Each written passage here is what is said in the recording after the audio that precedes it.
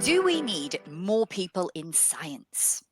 Yes, indeed. Welcome back to the We Are Careers show with Chris and Sabiha. And that is the topic we are going to be covering today with our two fantastic guests, Danielle and Anastasia, who are going to be introducing themselves very shortly.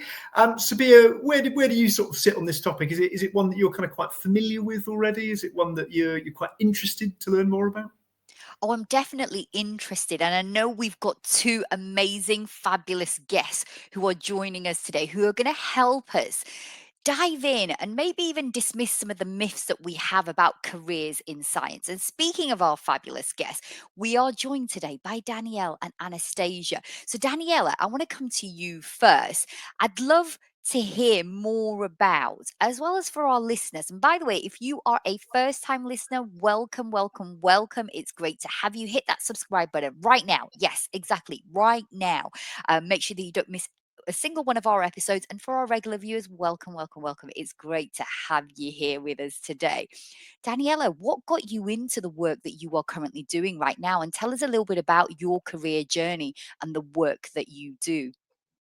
Oh, thanks so much for inviting us on today. We're so happy to be here and to share the work that we're doing at In2science. So I work as the Intercareers Manager at In2science, and we're a social mobility charity, a STEM social mobility charity. But before this position, I was working in the commercial sector. I was actually involved in fintech recruitment.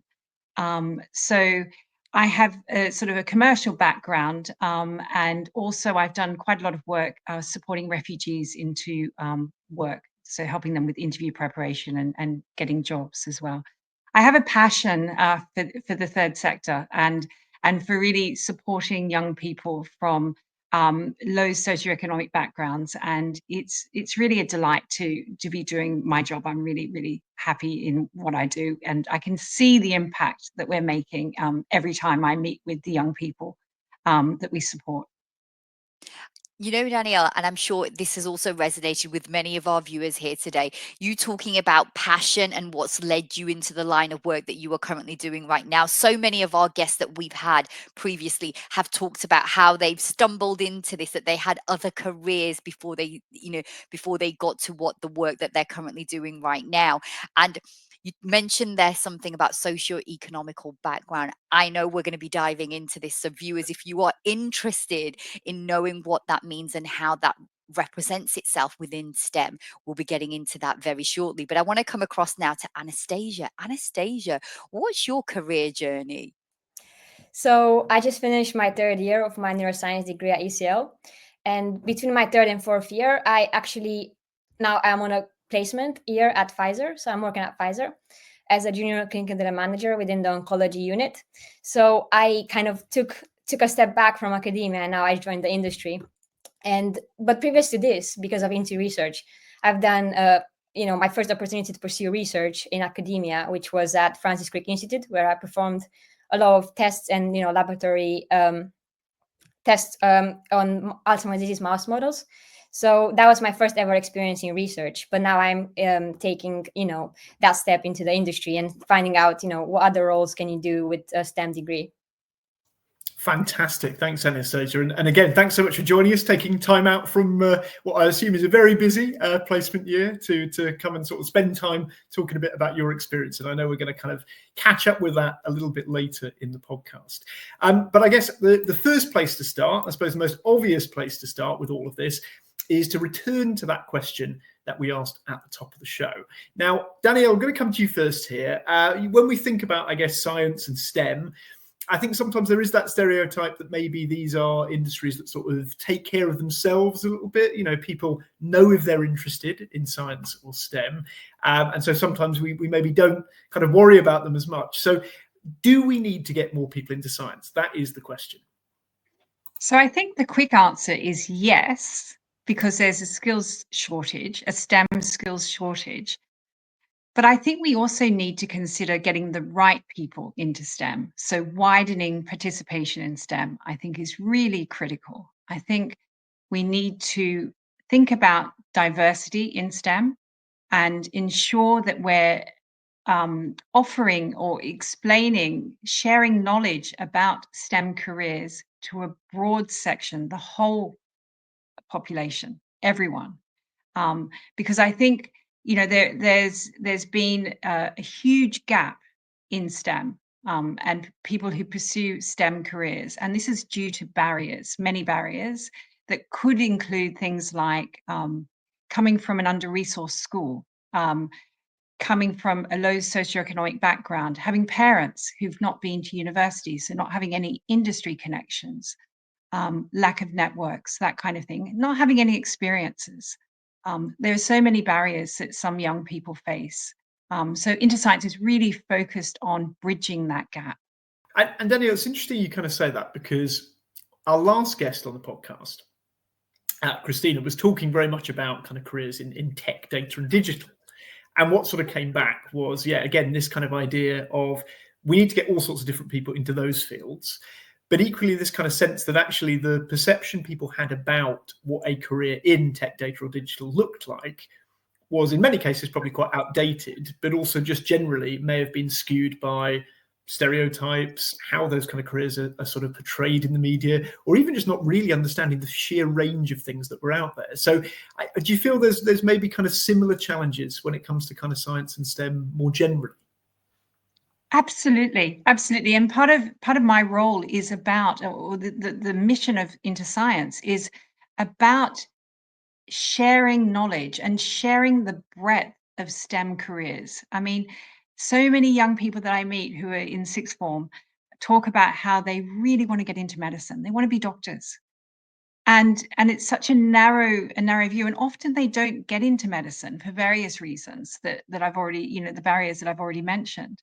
But are unaware of other courses and other routes, other pathways that they could take to get a STEM career. And ultimately, why In2science is focused on supporting young people from low socioeconomic backgrounds to get into STEM careers is to achieve social mobility.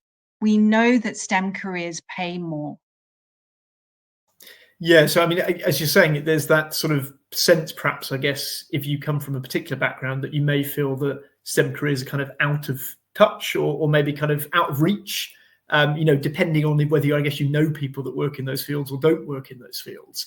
And I know we're going to talk a little bit more about how In2science actually address kind of some of those issues. But before we sort of just get onto that, and before we hear a little bit more from Anastasia about her experience as well, I'm just interested to talk a little bit about the skills gap. So it's something that's coming up a lot at the moment in all sorts of conversations across the career development sector. And it's something, obviously, you mentioned right at the kind of top of your answer, which is, you know, it's not necessarily just about those kind of benefits to the individual in terms of, you know, salary and the fact that STEM jobs are often, you know, well paid, highly skilled, quite secure, again, in many cases. But also, I guess, from a sort of economic and societal point of view, it's important we have lots of good people working in the sciences. So can you tell us a little bit more about that in terms of what is that kind of skills gap looking like within sort of the field of science and STEM? And I guess, why does it matter so much that we try and bridge it?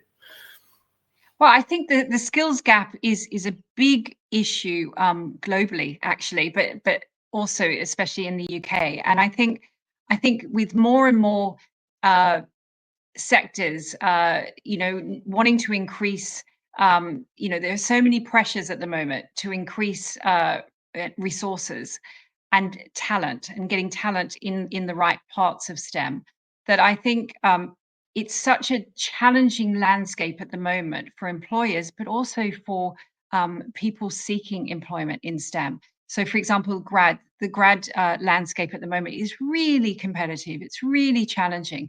And we're seeing that many graduates need to have more than just a good degree from a good university. They actually need to have in-person experiences. They need to have work-ready skills. They need to have contacts. They need mentorship. There are so many ways that we can support these young people. So I'm not sure if I've really answered your question, Chris. There is a big skills gap, but there's a skills gap at all levels. And you know, there are roles out there, but they're also really hard to get. You know, from a grad perspective, which is the part that we're really focused on, it's really tough at the moment. Oh, you are making my mind tingle right now, Daniela, because I have got so many questions now, so many questions. But I want to bring in Anastasia because I think Anastasia brings in a different perspective. Like we're here, the three of us sitting here as professionals. Anastasia, you are currently, as you mentioned at the start of the show, in your third year of a 4-year master's in neuroscience at the University College of London. It would be great to hear a little bit about your background. And you've heard mentioned there, Daniela, talking about the barriers, the multi-layer of barriers. Were these any barriers that you have personally faced? And if so, what or how, what did that look like for you, Anastasia?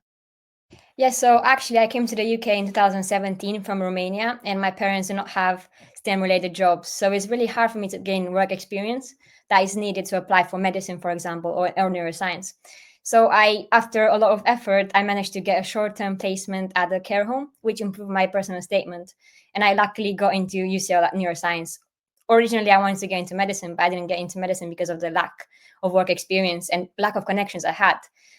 But despite getting into UCL at neuroscience, it was really, really hard still because the lack of connection, the lack of practical skills, knowledge is not enough to fully grasp the content. So in my first year, I really struggled. But then luckily, I came across In2scienceUK and I applied for the Into Research program, which offered me the first ever, my first opportunity to work in a lab and see how academia would be like. And it was actually in a really, really nice lab, and I really enjoyed it. And not only that, the Into Careers, the other platform that Into Science UK has, offers so many opportunities. I presented at a conference. I gave a poster presentation at the Royal Society. I gave a poster presentation at the Royal Institution. I gave a research talk at the UCLH to a Chinese community. So all of these events that I've done really, really helped me gain confidence in myself. And, coming from Romania and not knowing, English very well, I was quite shy and a bit, like public speaking was not like my go-to. So, now that I've done these experiences, I have more confidence so I can speak, better. And so, all of these skills that Into Science UK are, just complementing the university degrees and also the sixth form. If I knew about all of the other platforms that they have, such as Into STEM, that they can, young people can engage with in their sixth form or at high school, I didn't know about that. So, these, I think people from low socioeconomic backgrounds really face major struggles when they start university because of this lack of practical skills, because other people have gained these practical skills and these other skills through work experiences. So it really, really was, in the position that I'm now, I could thank Into Science UK 70% of everything, because the breadth of opportunities that they have, to try things out. Now I'm trying the industry. No one in my family has ever had a corporate job, so it's the knowledge is there. You just have to take it. It's such a good point, because I was talking recently with some kind of stakeholders in our region where I kind of work around about the creative industries, actually, so slightly different.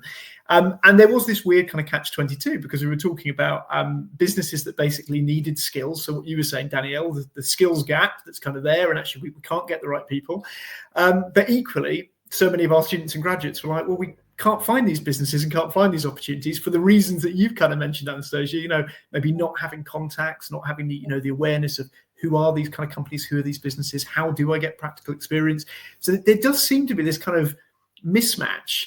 And again, we're going to kind of come back, I think, to talk a little bit more about how sort of, Into Science are kind of bridging that gap. But you've given a really brilliant kind of overview of that already.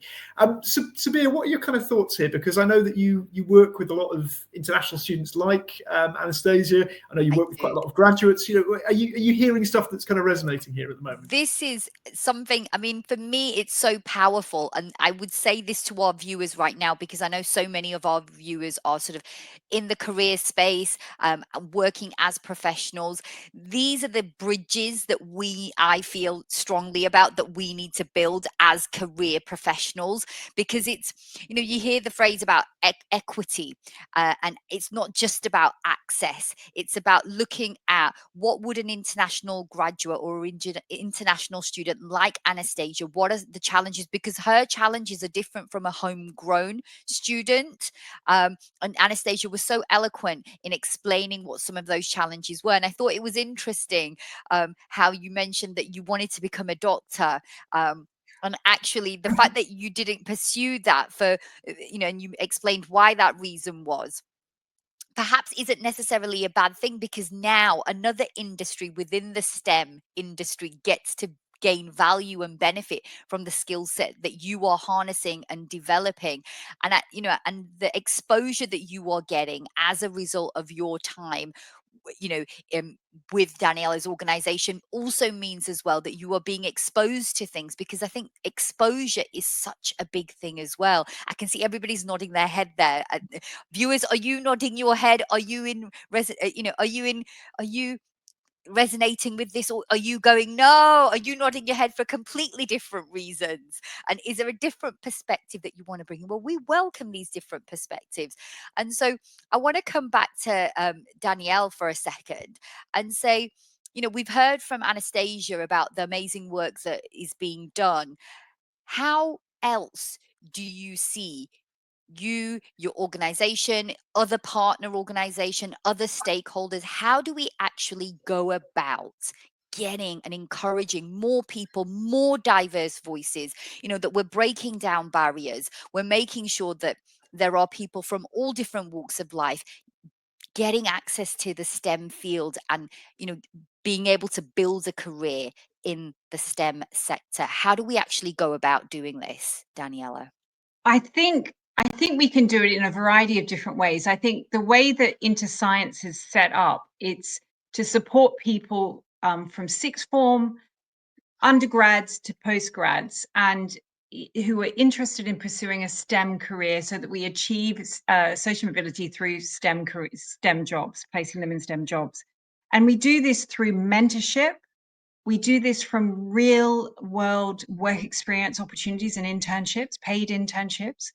We do this through providing skills and knowledge through workshops, that kind of thing. So it's really about developing the skills and the knowledge, the connections as well of these young people, so that they are prepared. And you know, at In2science we say knowledge, skills, connections, and confidence, all of these things. And we do this in so many different ways, but essentially it's real world experiences through work experience. The year 12 program into STEM, the into research program, which is for it's to encourage people to get into postgrad education and research, and then into careers, which is based around the online platform where we have lots of opportunities that Anastasia's already outlined.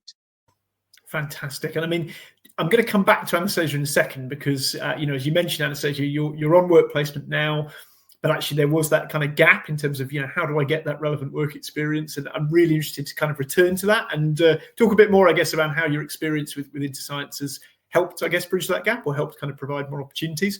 But I guess, Danielle, you've talked there about, you know, various ways that In2science are kind of supporting organizations, whether those are kind of schools or kind of individual students, I suppose, really to, you know, access those type of opportunities. If you don't mind, for sort of our viewers and listeners, just could you sort of just break down very briefly, I suppose, how they access those, in the sense of, you know, which age groups are able to kind of access those different programs you mentioned, and who you tend to work with, I suppose, geographically or just kind of more generally. Okay, so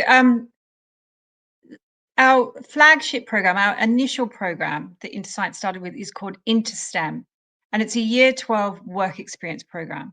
So this gives young people from low socioeconomic backgrounds, and we have an eligibility criteria on our website. It includes things like preschool meals and parents have not been to university, and caring responsibilities or being in care. So it's a year 12 work experience program. And it's generally speaking in a university lab or a research center lab, but also in corporates, actually, more and more in corporate settings. And it's across the UK. We're across the UK. We've recently gone into Scotland. We initially started in London, so the majority of our placements in the past have been in London. But we're growing and we're moving towards Leeds, Manchester, other big areas like Birmingham, and like I mentioned, Glasgow and Edinburgh in Scotland. The second program is called In2research, and this is really focused on undergrads or those who have just graduated. And it's encouraging them, or it's basically a program that's a year-long program that culminates in an 8-week paid internship in a lab. And it's matched with the individual's interest. So the particular interest in STEM that they're focusing on. And that program also includes things like mentorship and workshop to support them and to really explain how you get into postgrad study and to help them. It's sort of demystifying the PhD world, if you like, and to really demonstrate the breadth of research opportunities in terms of careers. The idea is to make sure that we are trying to work towards a more diverse research community. You know, it's typically or historically been of one kind. So we're really looking to widen participation in research. And then the third program is called InterCareers, which I've mentioned already. It's an online platform. It's open for 16 plus, right up to postgrads, and those who've even started to work in STEM careers. And we host many events in person and online. And we also share opportunities from our partners. So that could be jobs, it could be conferences, it could be anything and everything that will help our young people populate their CV with relevant and interesting opportunities that can help them get that interview and get that job. That's great. Thanks, Danielle. Really succinct. And I guess a really comprehensive offer there is sort of what you've outlined. Particularly interesting to hear about InterResearch, which we'll kind of come back to with yourself, Anastasia, because I think that is absolutely one of those fields where if you don't know about research, it just feels like this completely kind of maybe ivory tower behind closed doors. What on earth does it actually look like? What does it actually involve if you don't have contacts who do that type of work? So I think that's such an important point about exposure, as Sabiha mentioned earlier, and access to those type of environments. So Anastasia, I'm going to bring you back in here because of course you undertook the InterResearch program. You're now on placement with Pfizer, obviously a massive kind of global organization. So tell us a little bit more about how I guess that experience with InterResearch has kind of given you that skills or knowledge. You touched on it a little bit earlier, that I guess has made it possible for you to succeed in kind of getting those type of placements that you're on now.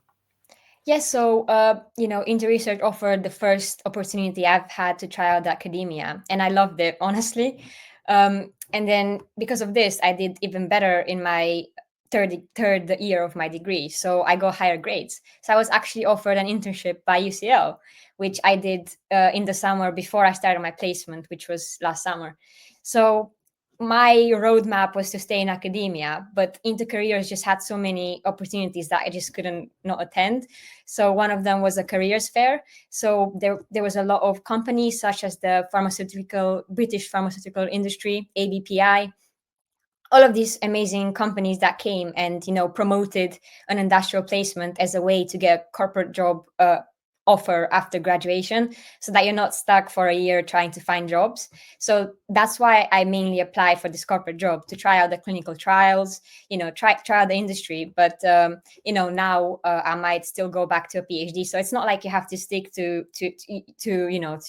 a vision. You just try different things out and see what you enjoy doing most, and that's what I'm trying to find as well. So yes, InterResearch has also allowed me to make so many connections, and it's like a community that's there to support you in your career journey. And it's not just at university, even after or even before. So it's just finding the right people that face the same struggles and uniting together and getting all of these experiences that other have been exposed to through the connections. So it's really great. Yeah, they just have everything, honestly. Yeah. Do you know what? As I'm listening to you speak, Anastasia, it feels as if this happenstance situation that you found yourself in has literally, so maybe you will become a doctor, just not the type of doctor you thought you were going to be, a medical doctor, right? Instead, you'll be a PhD doctor.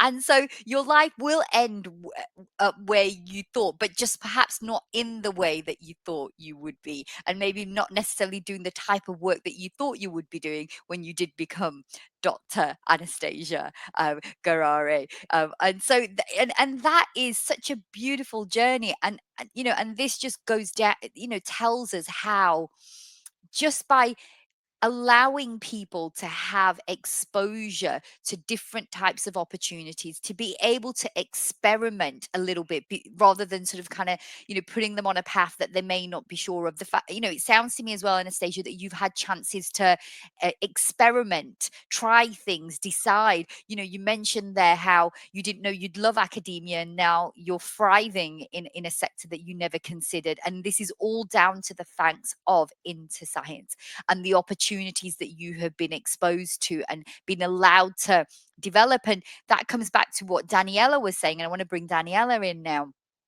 which is that, you know, we talk about, and, you know, so many things, like one of the things that you talked about, Danielle, where you offer paid internship, you make sure that in your programs it's paid internship, because I've faced that many a times from people who come from low socio-economical backgrounds. They can't afford to do internships for 5 days, let alone 5 weeks, without being paid, because that's just not an option. They've got bills to pay.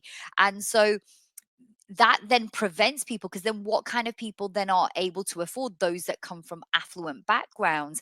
In the networking opportunities that you've talked about, Daniela, around exposing these young people who wouldn't necessarily have access to these networks, you know, your organization is now giving them this access. And Anastasia is, I guess, living testament of this.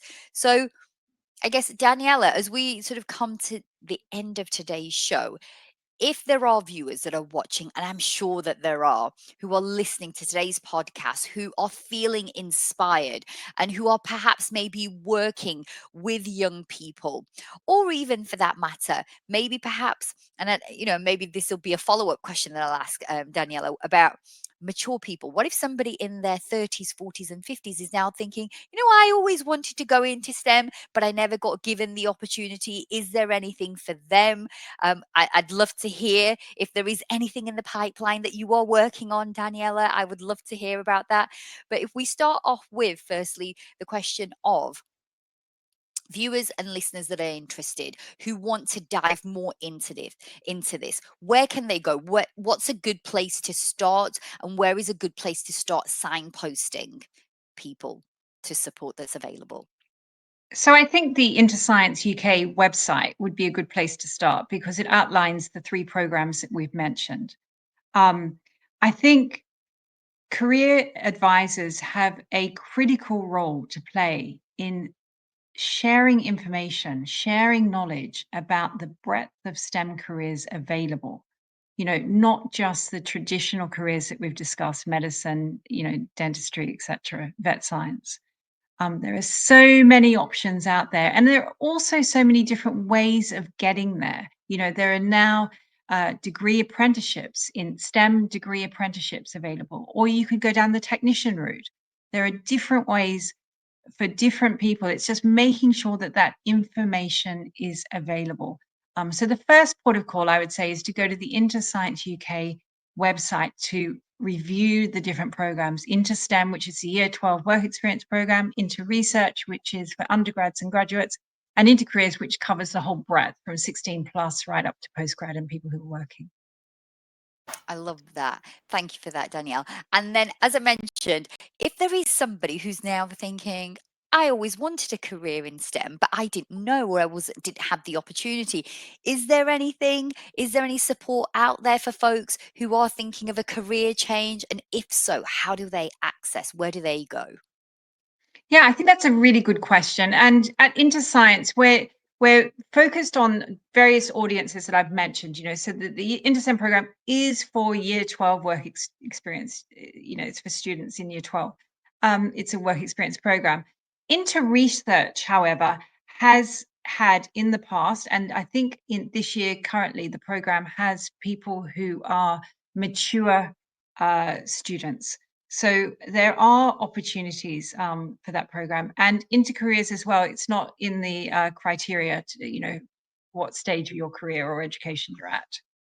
I love that. So if you're a private practitioner, exactly. So if you're a private practitioner and perhaps you're doing some career coaching, some career guidance, and you have somebody there that's saying, oh, look, I'm sick of doing what I'm doing right now. This is what I've always wanted to do. This could be something worth exploring. So as we wrap up today's show, Daniela, final thoughts. What if there is something that you want to share with our audience today, what would that be? And then I'll come to Anastasia. So I think that the main message from me is it's all about knowledge, skills, and connections, and making sure that we're giving everyone the opportunity to consider STEM as a career, because through a STEM career, we know that STEM jobs are paid more and we will achieve social mobility. And we know there's a skills gap. So we're helping the country as well. We're helping the economy as well. So I would say to make sure that we're opening these opportunities up by sharing knowledge, skills, and connections with people. Fantastic. Great message to finish on. And Anastasia, last but not least, I guess from your experiences that you've had to date, any sort of final thoughts or kind of recommendations for anyone that might find themselves in a similar position to you before you had the experience with In2science? And I guess, what would you share from your sort of reflection so far?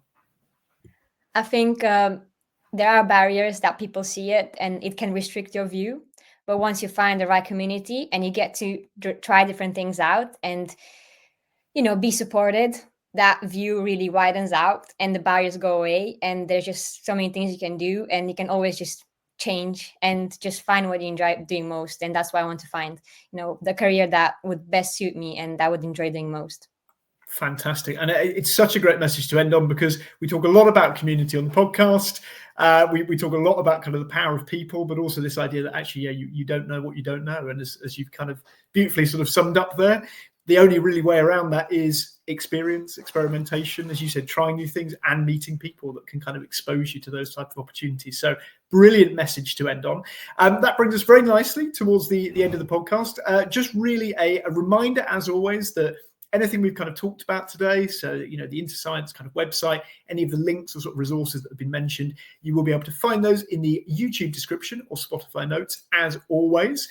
But all that really remains left to be said is a massive thank you to Danielle and to Anastasia for joining us on the podcast today. Big thank you to all of you listening or watching at home. And we will be back in the career sphere in a fortnight's time with our next episode. We'll see you then.